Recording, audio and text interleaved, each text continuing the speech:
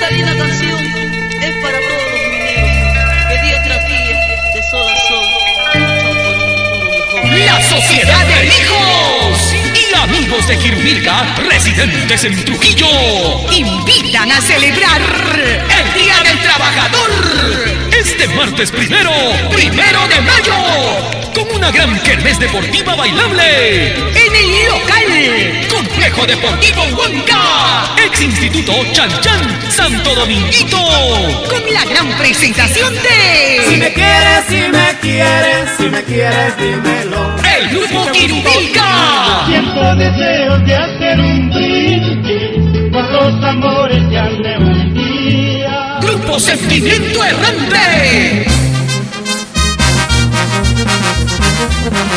y la banda de músicos Super Melodía. Y para saborear habrá una gran variedad de platos típicos como el riquísimo cuy, cabrito, arroz con pato, gallina en fiambre, lomito y buenos lomos para bailar.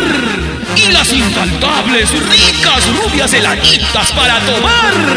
Hasta que el cuerpo aguante. Entradas populares. Este martes primero de mayo, en el Complejo Deportivo Huanca, ex Instituto Chan Chan, Santo Dominguito. ¡No te lo pierdas!